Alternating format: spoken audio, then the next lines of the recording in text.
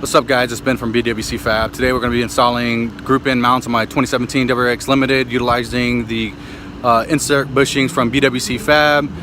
There's plenty of videos already out there that show you how to replace the motor mounts on these FA20 motors. So this video is just going to be a strictly highlight on how to install the insert bushings from BWC Fab.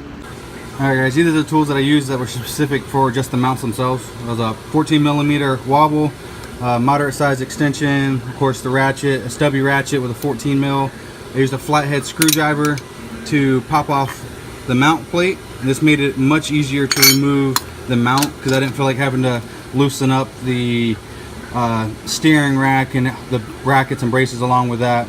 But just pop this off, raise the motor up to where pretty much the intercooler touches the cowl panel, and boom, there you go, both mounts pop right out.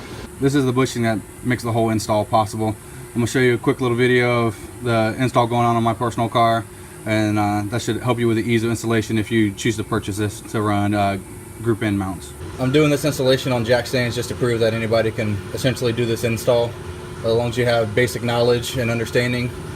But for these bushings, you want the whole offset to be facing towards the engine and back towards the transmission. So the meat of the bushing itself should be facing towards the front and to the outer side of the engine. So once you get the mount installed, you pretty much want to slide this bushing in. And sorry for the cell phone video, that's all I'm working with today. Doesn't help that I have gorilla hands. Doesn't make anything easier. Once you get it in, slid in into position, I already have the front bolt hand threaded in. You take the rear bolt, once I figure out where I placed it,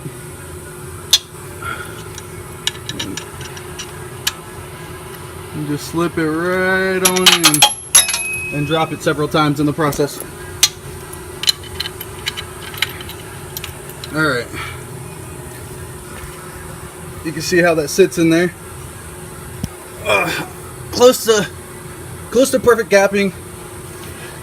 Once I get both mounts installed, I'll get you final video, a little tour around. You can vaguely see it in the background, but back right there, you can see the little block for the group in mount insert bushing. As you can see, it is on both sides. Barely see it on this one, but it's right there, tickling. But if you're interested, just like the post, comment. When the motor was raised, trying to replace the motor mounts, I went ahead and changed out the transmission mount. Previously, I just loosened up these two bolts instead of loosening up this whole carriage.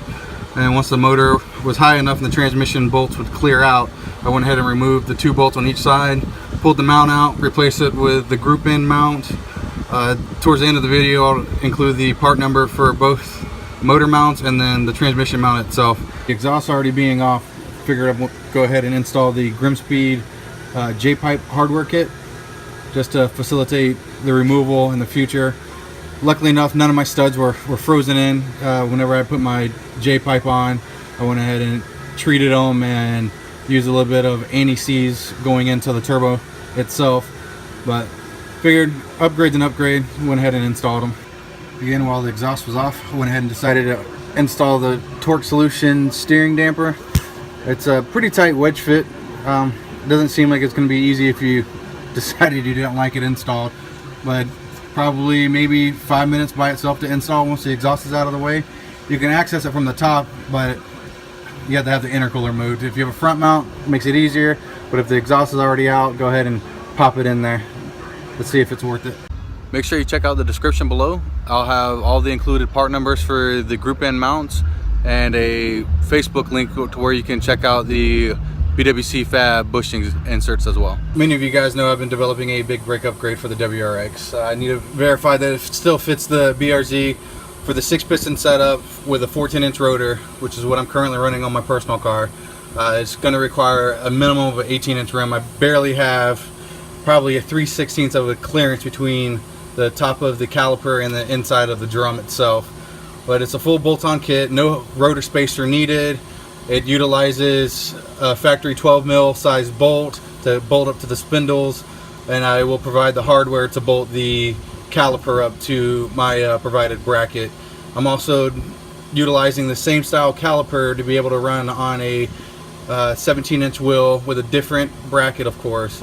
That same bracket with slight modifications on the CAD side of it would be able to utilize the ATS, both of which are going to use the 08 STI rotor for the front. I still need to prototype the rear for the 4-piston setup. But for any of you guys that are interested, just shoot me an email at bwcfab@gmail.com. On a side note, both caliper setups utilizing the 12.8-inch rotor, the STI rotor, will utilize a rotor spacer.